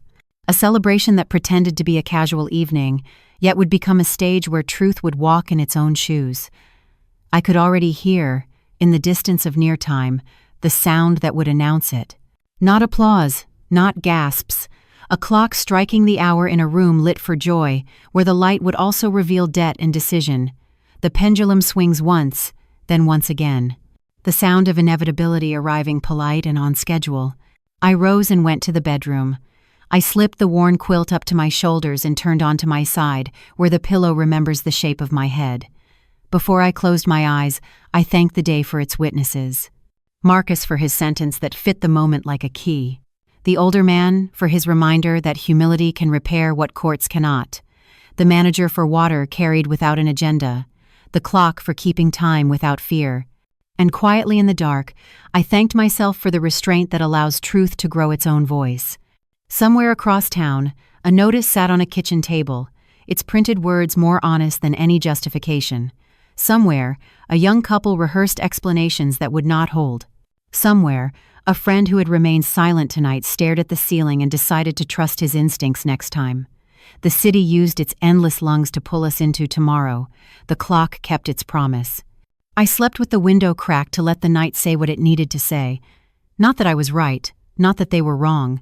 Only that when you finally choose your boundary and refuse to fund your own erasure, the world adjusts around you. It does not always applaud, it does not always agree, but it adjusts. And the sound it makes when it does is simple and undeniable and kind to those who surrender to it. Tick. Tock. The announcement did not come as a shout. It came as a clear voice lifted by a microphone that had expected only to carry congratulations. "Ladies and gentlemen," the event manager said with impeccable composure, "we regret to interrupt. Our records indicate a significant balance remains unpaid for tonight's celebration."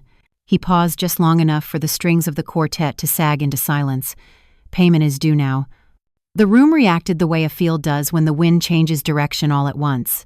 Chairs creaked, glasses hovered in midair. A murmur rushed through the tables and hit the walls like a wave that had remembered it used to be the ocean. The spotlight over the dance floor swung a little as if the building itself had blinked. I stood at the edge of the room near a pillar where I could see everything and be seen only when it mattered. Claire's smile tried to hold. She glanced at Ethan the way a tightrope walker glances at the pole that should steady her.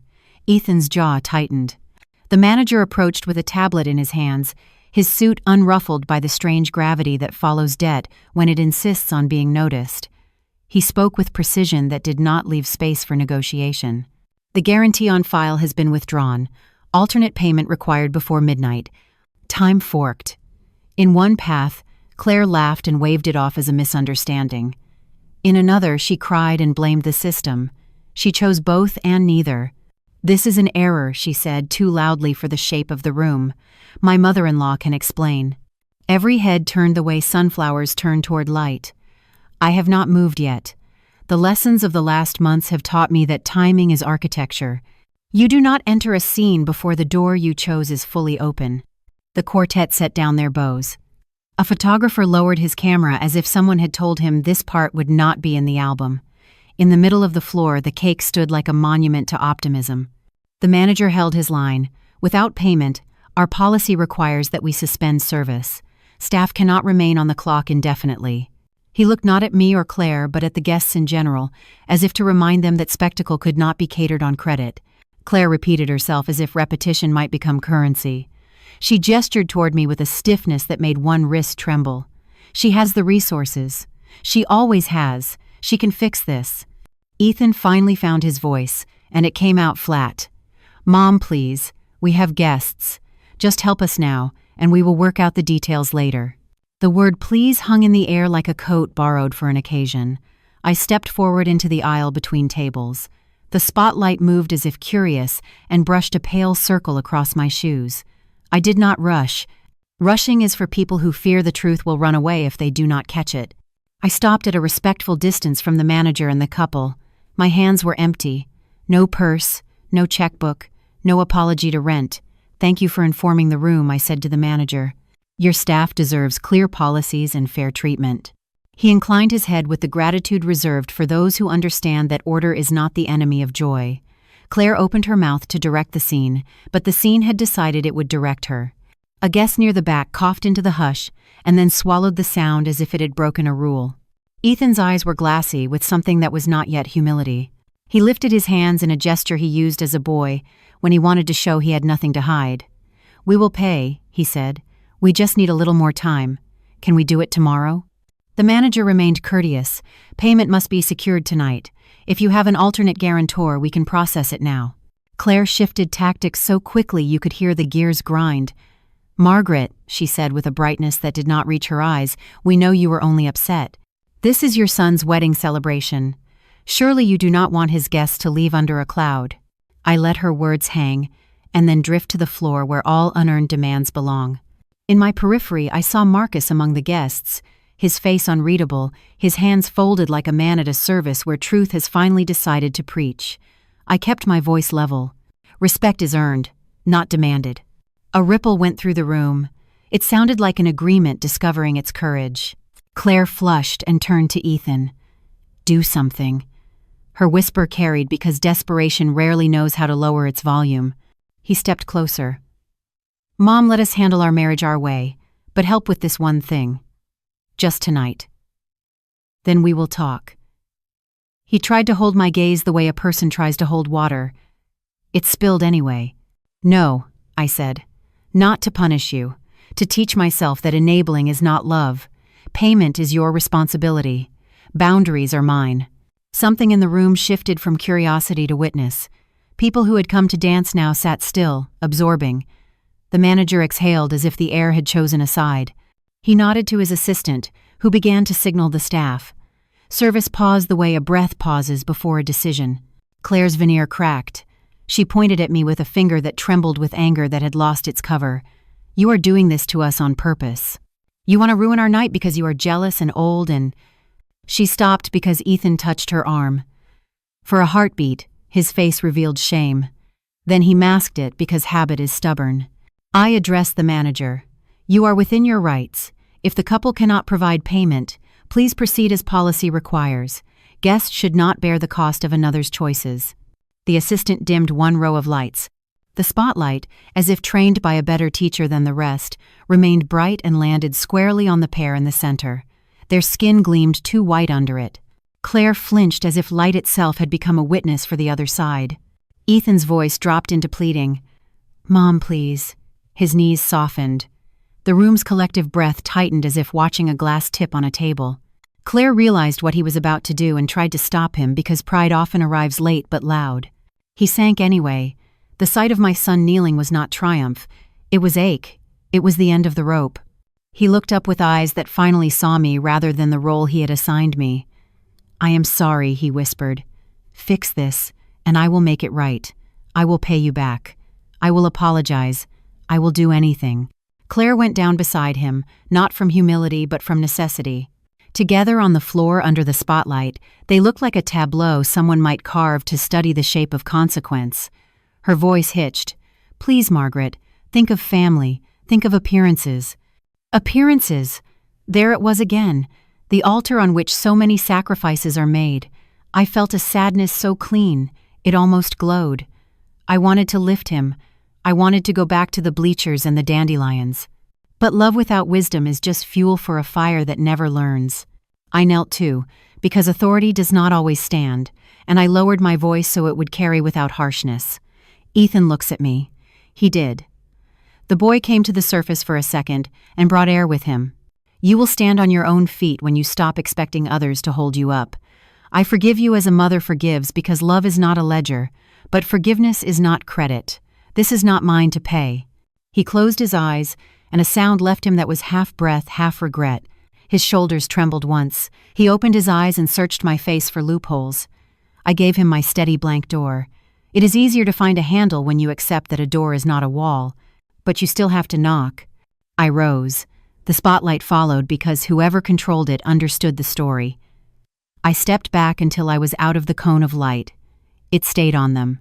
A guest near the band stood to leave, and his chair legs scraped the floor with a practical honesty that said the evening had changed genre. The manager approached gently. "Sir, ma'am, if you have a card, we can process it now. Or we can discuss options for installment with approval from our accounts department, but the service must end at this hour without a guarantee." Claire fumbled in her clutch and produced a card with a platinum sheen that hit its limits poorly. The machine chirped and shook its digital head. She tried another. It blinked red.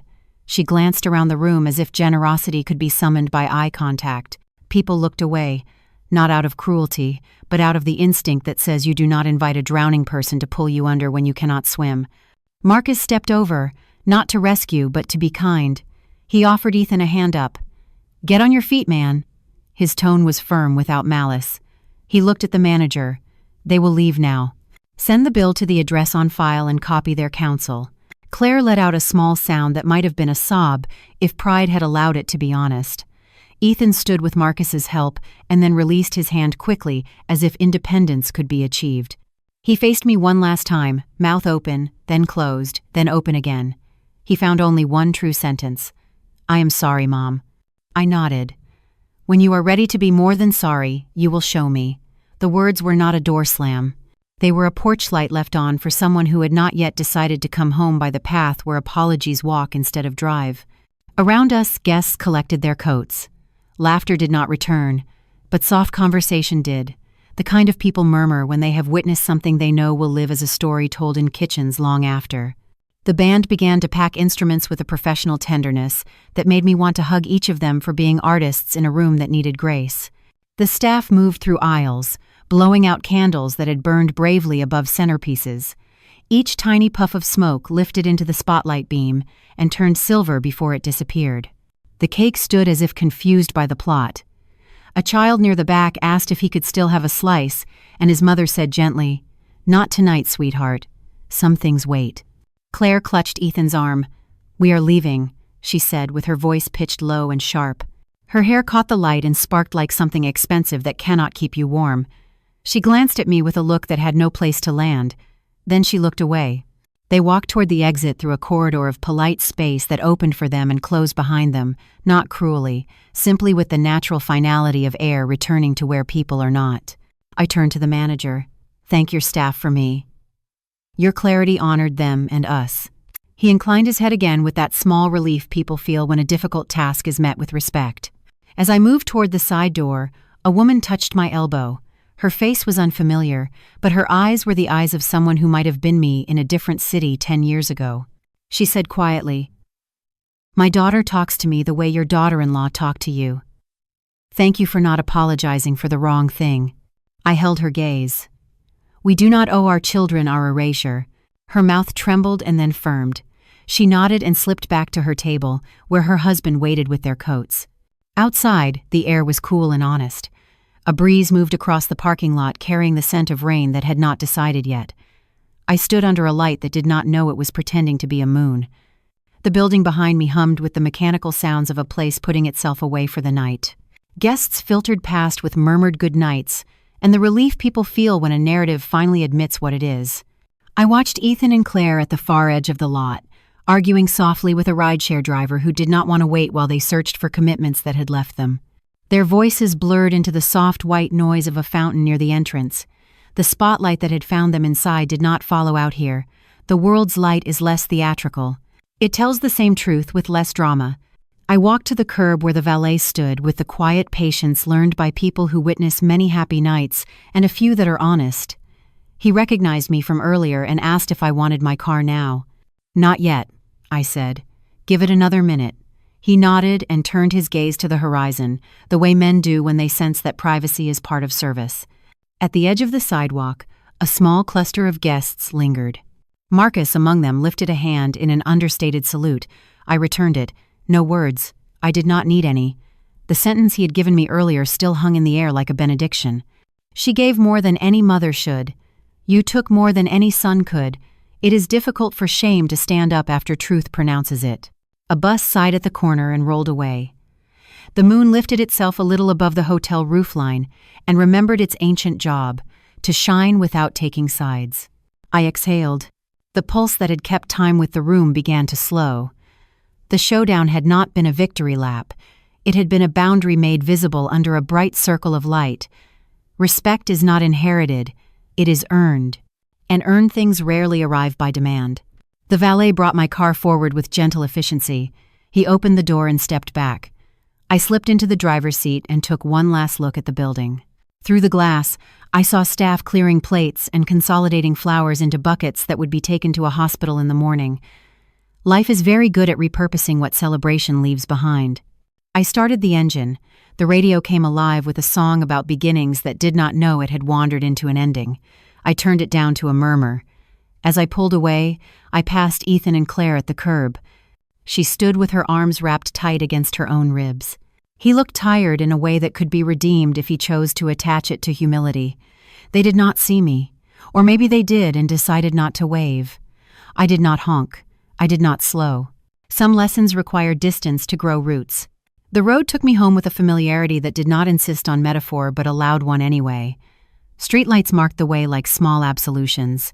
At a red light, I let my head rest lightly against the seat and felt no triumph and no dread, only completion. The night had asked me to choose between saving appearances and saving myself. I had chosen the quiet victory. Back in my apartment, the clock on the hallway wall welcomed me with its soft, reliable heart.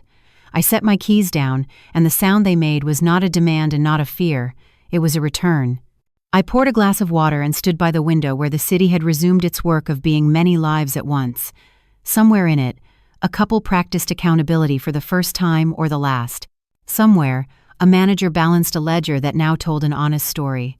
Somewhere, a young man wrote a message he might send tomorrow if his pride lets him. I wish them all well because wishing well costs nothing, and sometimes it opens a door that the right person will notice. I carried the water to the bedroom and set it on the nightstand next to the graduation photo. The young man in the picture grinned at me with unearned confidence. I smiled back with earned grace. Then I turned out the light. In the dark, I repeated the sentence that had guided me when the spotlight tried to make me forget. Respect is earned, not demanded. The room breathed with me. The night folded itself around the choice I had made. And sleep came as it does when collapse has already happened elsewhere, and your foundation remains quiet and intact. I heard his footsteps before I saw him. The building carries certain sounds like a memory that refuses to fade, and the pattern of his stride still belonged to a boy who ran down these halls with untied laces. I was sitting at the small table by my door, with a cup of chamomile cooling between my hands when the knock came.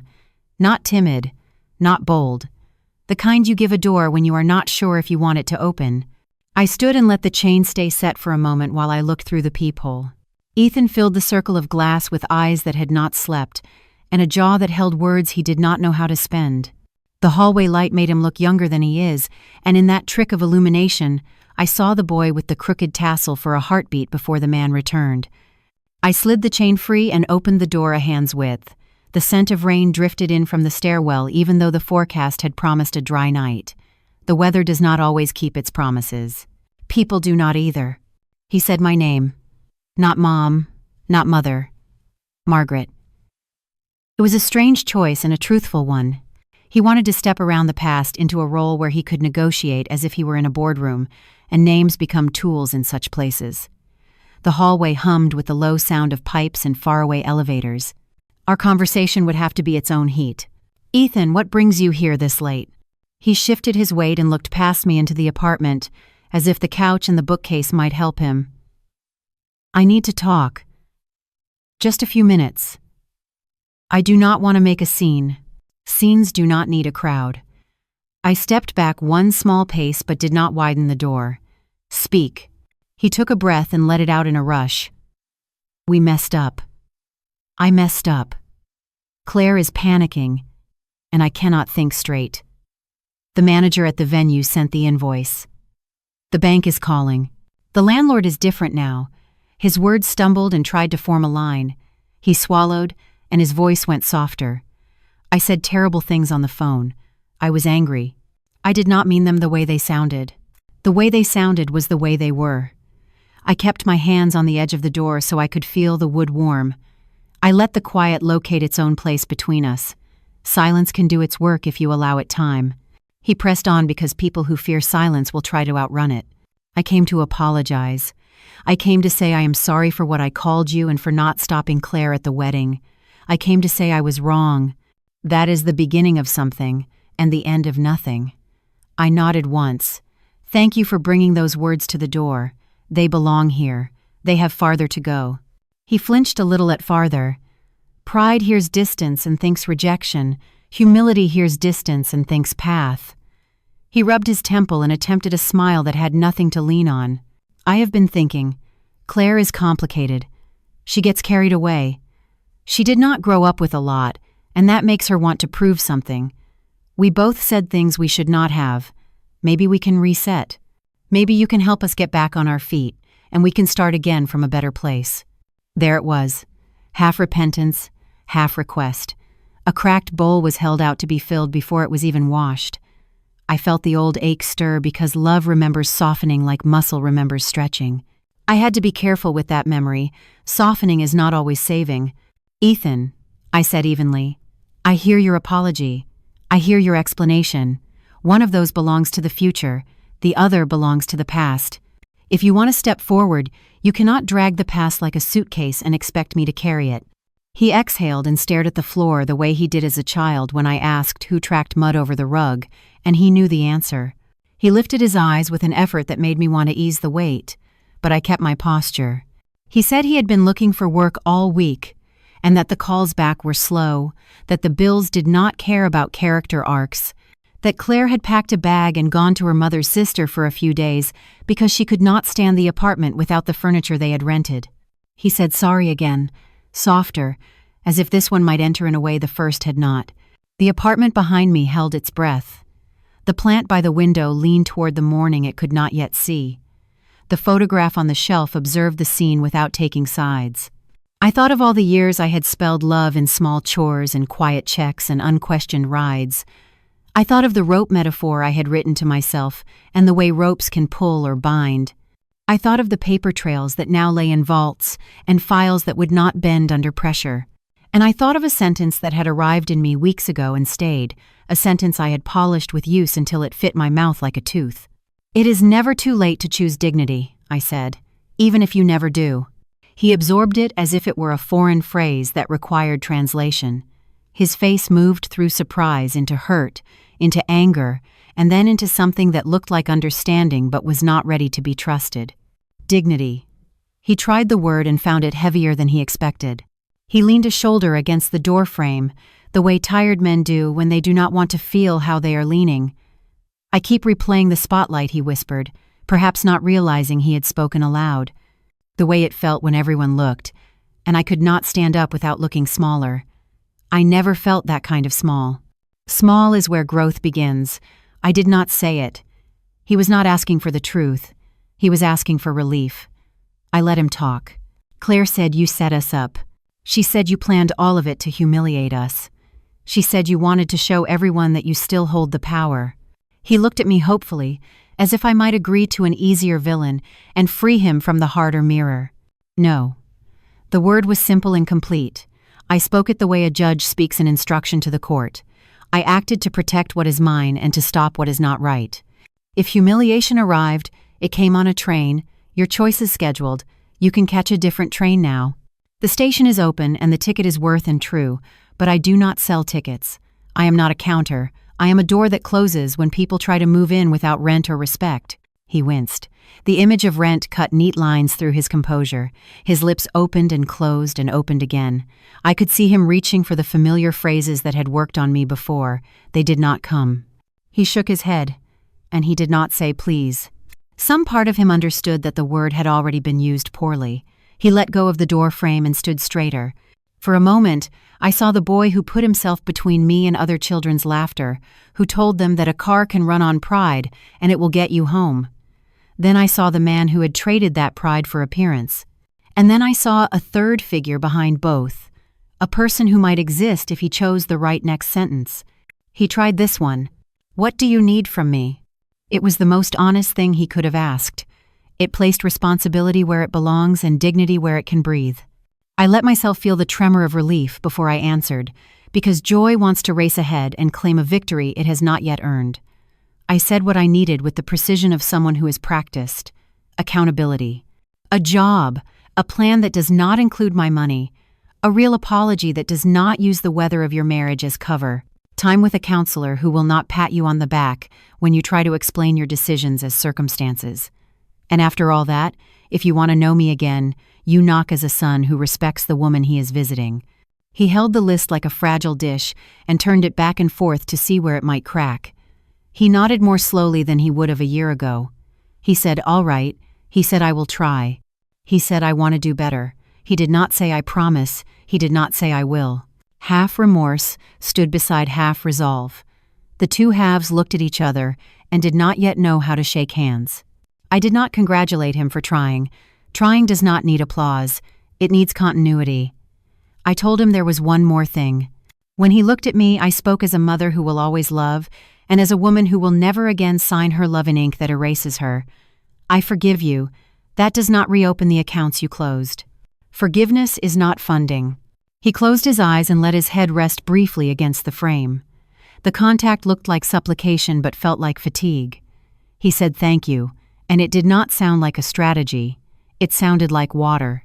He asked if he could come in for a few minutes, because the hallway made him feel like a guest in his own past. I kept my hand on the edge of the door, and I kept the door where it was. Not tonight, Ethan.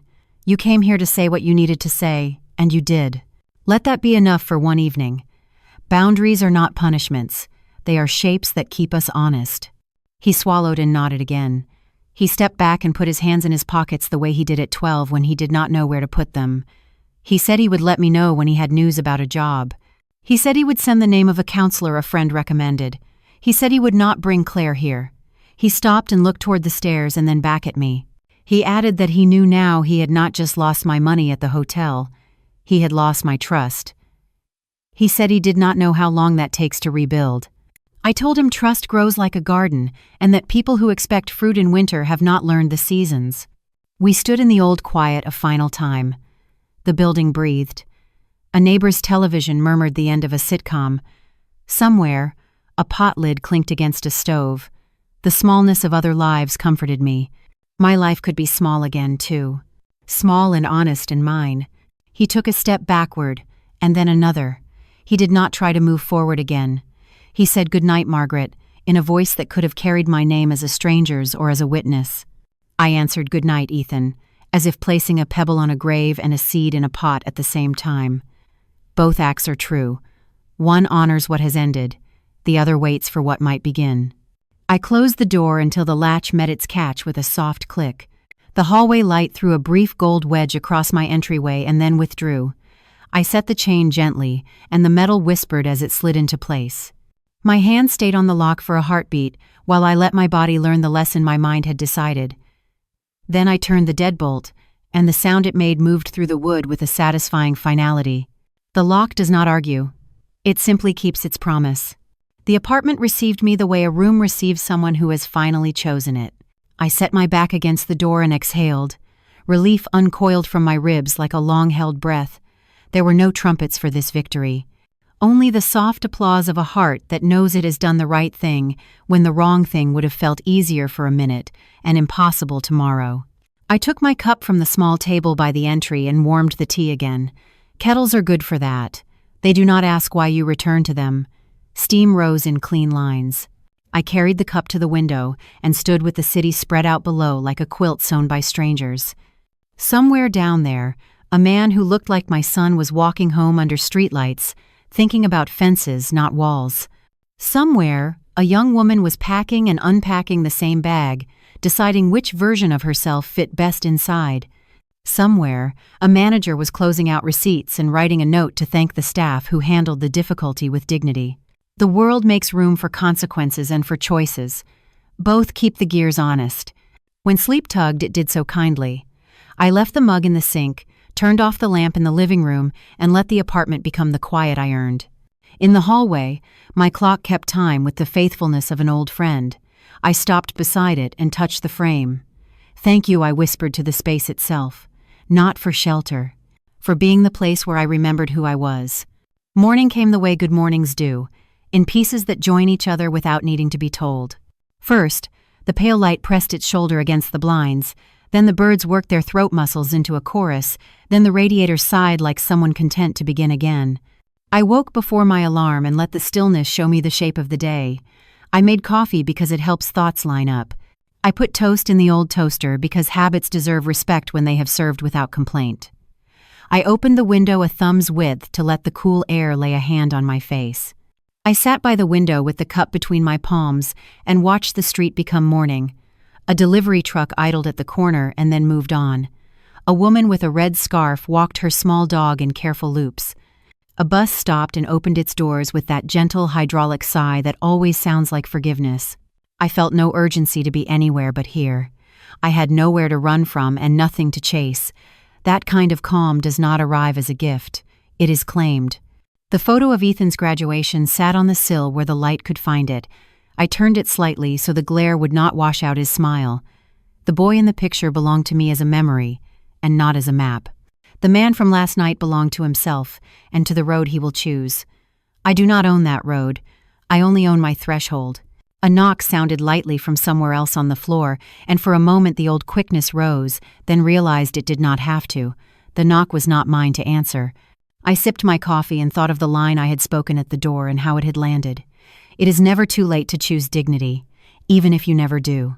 The second half of the sentence used to scare me because it acknowledged a possibility I could not bear.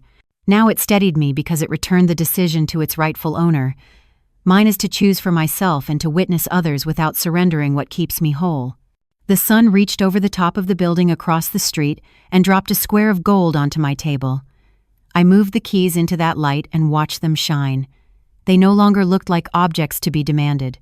They looked like instruments of stewardship, space, agency, peace.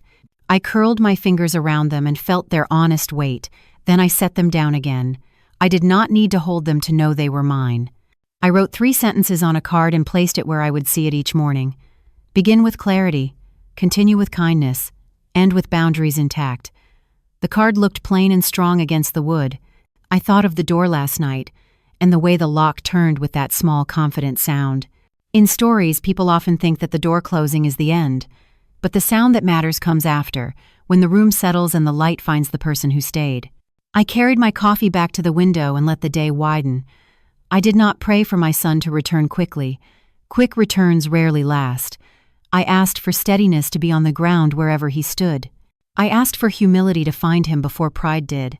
I asked for the patience to keep my porch light on without opening the door for anyone who had not yet learned how to knock. The city fully woke, the street filled. A child laughed at a pigeon that refused to be startled. Somewhere, a mailbox closed with the solid thump of a message that might change someone's life.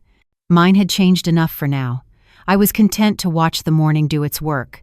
I did not need to explain my choices to anyone who had not earned the right to hear them. I did not need to rehearse endings or pre-write beginnings. Today would be one page written in my own hand. When I finished my coffee, the light had crept farther across the floorboards and warmed the rug. I pressed my bare feet into that warmth and felt a quiet joy move up my calves into my chest. No spotlight hovered. No chorus watched. Just sunlight, wood, skin, breath, the most ordinary triumph. I looked once more at the door and listened for echoes. There were none. The only sound was the faint hum of a building alive with other lives, and the soft, steady tick of a clock that had kept its faith through every scene. I smiled and turned back to the window, where morning rested a hand on my shoulder like an old friend, and said without saying a word that chapters are not doors. You do not slam them, you finish them. Then you turn the page and begin to read again, out loud or in silence, either way with the dignity you chose. Thank you for joining me on this journey. If you enjoyed this story, please like this video, subscribe to the channel, and share your thoughts in the comments. To listen to the next story, click on the playlist now showing on screen.